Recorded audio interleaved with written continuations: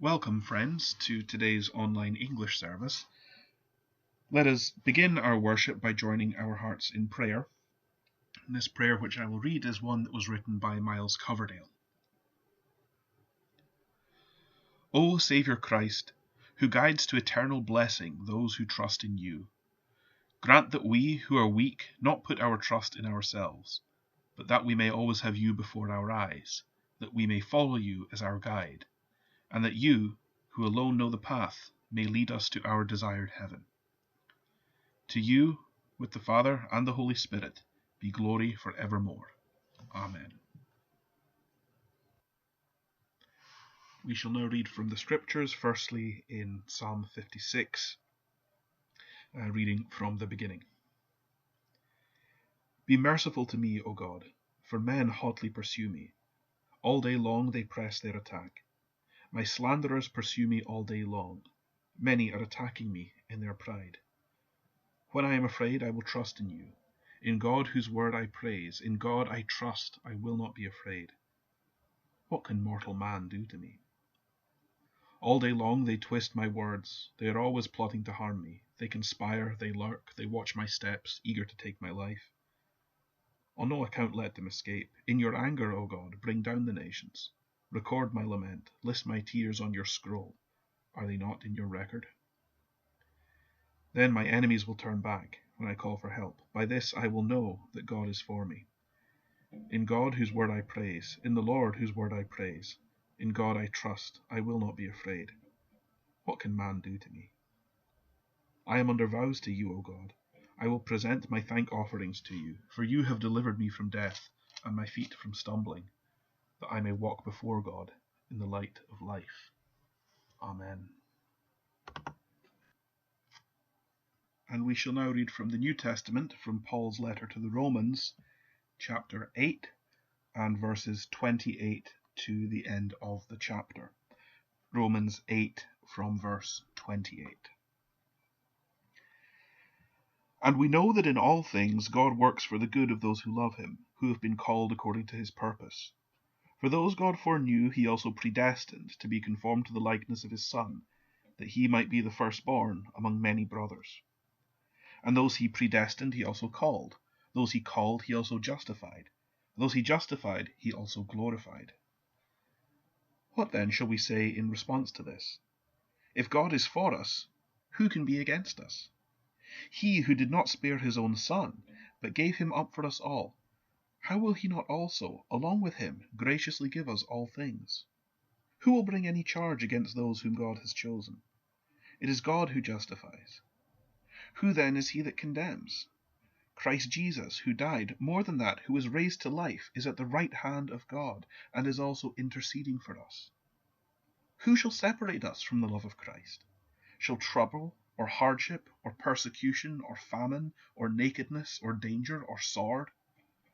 As it is written, for your sake we face death all day long. We are considered as sheep to be slaughtered. No, in all these things we are more than conquerors through him who loved us.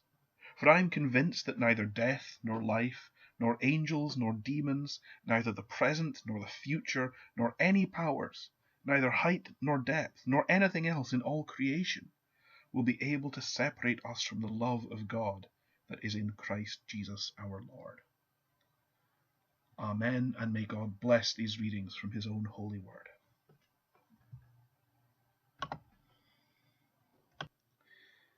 May the words of my mouth and the meditations of all our hearts be acceptable in your sight, O Lord, our rock and our Redeemer. Amen. Today, for a short while, we're going to reflect on trust in God, and the lesson will be taken from the portion of scripture that we read in the Psalms, Psalm 56, and in particular what we have in verses 3 and 4 of that psalm, where it is written, "When I am afraid, I will trust in you. In God, whose word I praise. In God I trust, I will not be afraid. What can mortal man do to me?"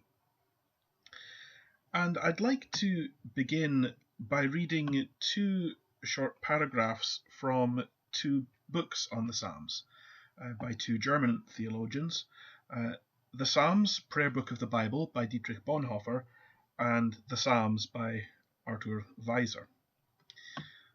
Bonhoeffer wrote this book, the Psalms, the Prayer Book of the Bible, quite a short book, shortly after or around the time that the seminary of the Confessing Church, of which he was a leading member, was closed down by the Nazis, but before he himself was imprisoned. So that's, I suppose, the context, the temporal context for what he was writing, and in particular this passage where he writes about suffering in the Psalms in general, not any particular one psalm, but the Psalms generally. He says, "The Psalter has a wealth of things to teach us about how we should bring before God the manifold sufferings that afflict us in this world. Serious illness, the depths of abandonment by God and by men, threats, persecution, imprisonment, and every conceivable necessity. The Psalms knew them all. They do not deny that suffering exists. They do not deceive themselves by glossing over it with pious talk. No single human can pray the Psalms of lamentation out of his own personal experience. What these Psalms unfold before our eyes is the anguish of the entire community throughout all times, experienced to the uttermost by Jesus Christ alone." Bonhoeffer, as we know, was a man well acquainted with suffering.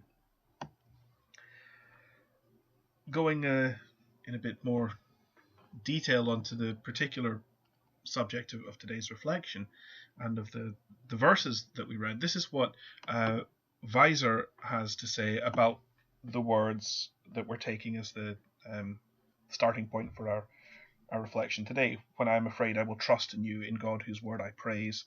In God I trust, I will not be afraid. What can mortal man do to me?"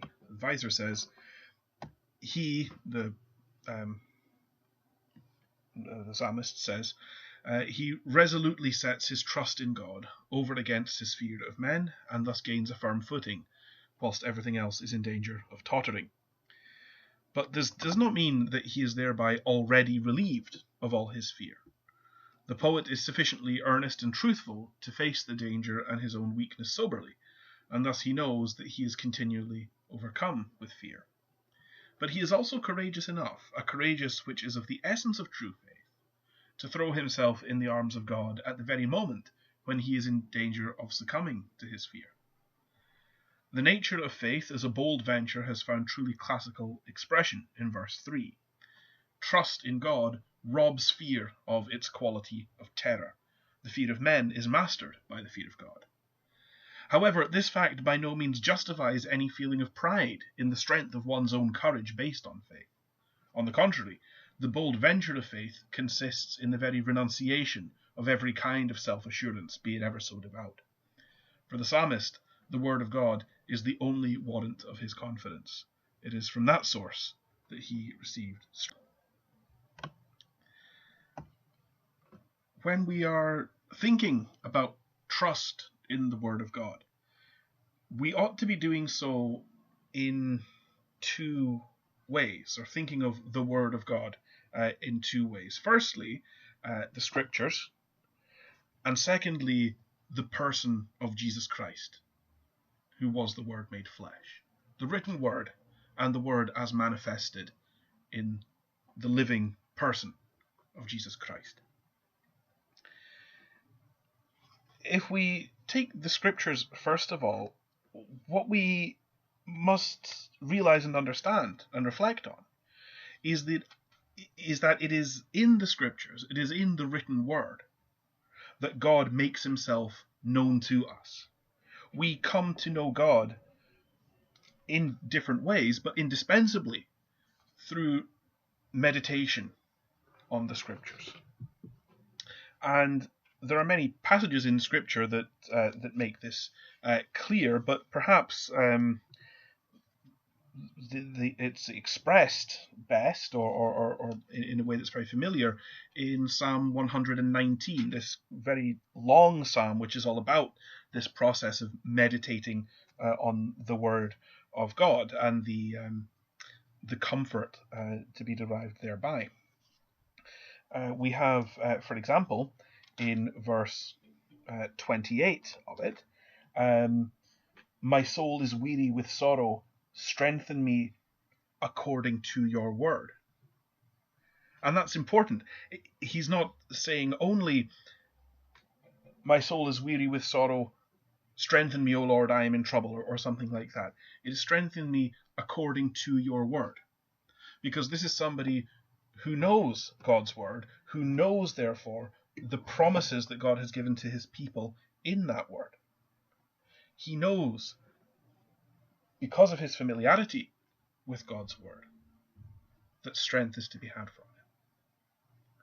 Similarly, if we go to perhaps the best known words of this psalm, amongst the best known words indeed in all of Scripture, the section that starts at verse 105, your word is a lamp to my feet and a light for my path. I have taken an oath and confirmed it that I will follow your righteous laws. I have suffered much. Preserve me, O Lord, according to your word. That is a prayer addressed to God for help, for aid in times of trouble, founded on knowledge of that word. Because the psalmist knew the lamp, the light for the path, he is able to pray to God, to cry out to God on the basis of what he knows of God. And he knows that through Scripture.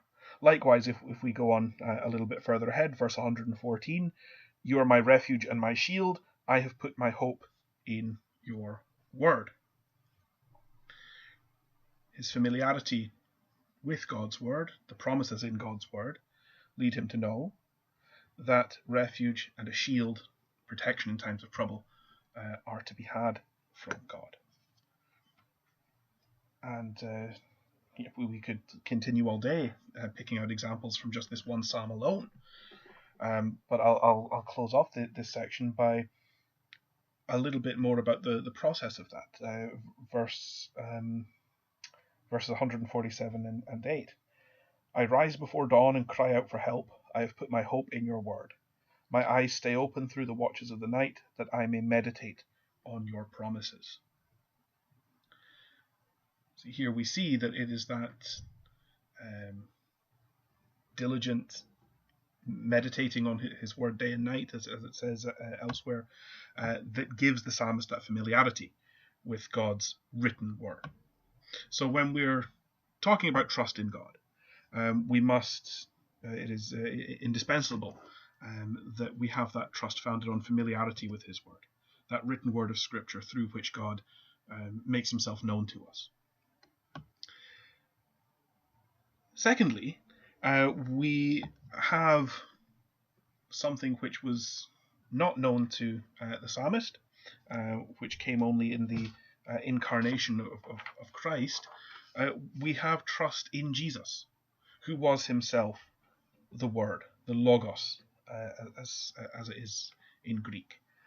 We have that wonderful expression in the start of John's Gospel, John 1, chapter 14. The Word became flesh and dwelt among us. And how trustworthy that word is. God manifested his love and his care for us in the life and the sacrifice of Jesus. Let's go back to the passage that we read from Paul's letter to the Romans. Towards the end of it, at verse 35, who shall separate us from the love of Christ? Shall trouble, or hardship, or persecution, or famine, or nakedness, or danger, or sword? As it is written, for your sake we face death all day long, we are considered as sheep to be slaughtered. No, in all these things we are more, for I am convinced that neither death, nor life, neither angels, nor demons, neither the present, nor the future, nor any powers, neither height, nor depth, nor anything else in all creation will be able to separate us from the love of God that is in Christ Jesus our Lord. That's the love that we have in Christ, that word manifested among us. We have our salvation, we have our redemption in Christ, and there is nothing at all that is able to steal that love away from us.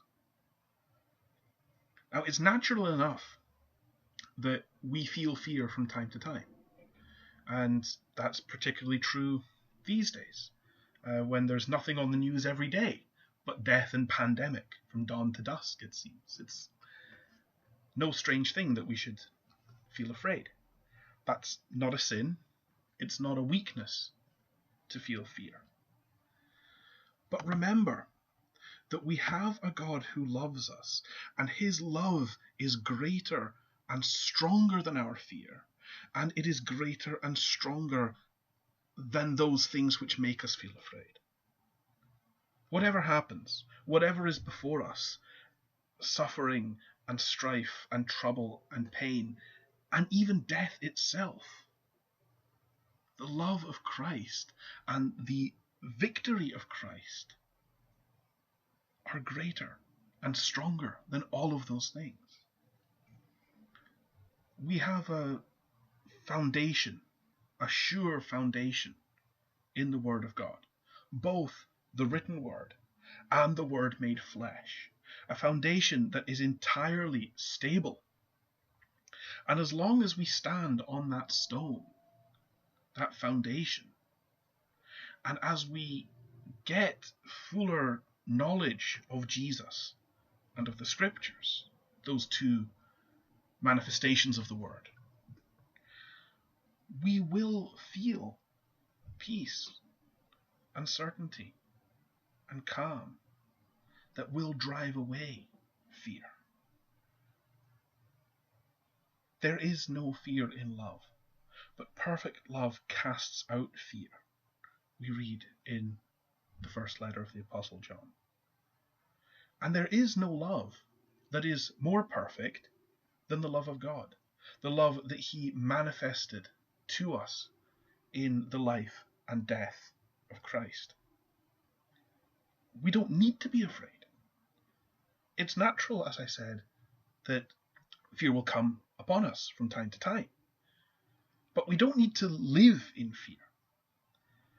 And it's my prayer that we will all stand on the Word of God and grow in the knowledge of God and grow in love and encourage, and that we will all find in him the peace of God that passes all understanding. Amen.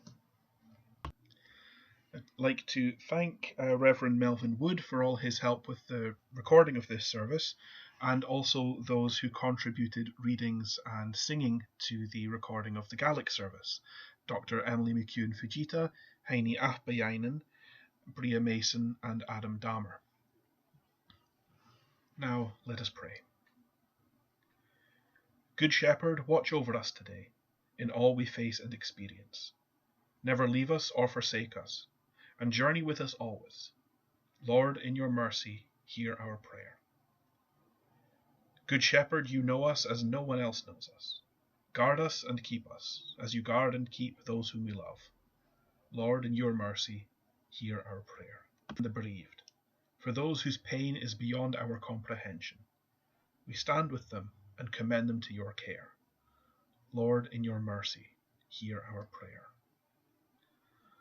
Good Shepherd, we pray for the carers in hospitals and in homes, and for all who serve the needs of others. May the example of living compassion inspire us in our care for others. Lord, in your mercy, hear our prayer. Good Shepherd, you know the depths of our heart and the fears which are ours. Speak into the depths of our heart and calm our fears. Lord, in your mercy, hear our prayer. Good Shepherd, you know us by our name, and our identity is not hidden from you. Gather us to yourself as a shepherd gathers the sheep, that we might know your name. Lord, in your mercy, hear our prayer. And now I invite you to join with me in praying the words that Jesus taught to his disciples. Our Father, who art in heaven, hallowed be thy name. May thy kingdom come, may thy will be done on earth as it is in heaven. Give us this day our daily bread, and forgive us our debts, as we forgive our debtors. And lead us not into temptation, but deliver us from evil. For thine is the kingdom, the power, and the glory, now and evermore. Amen. Now go in peace, and may the grace of the Lord Jesus Christ, and the love of God, and the fellowship of the Holy Spirit be with you all, now and forever. Amen.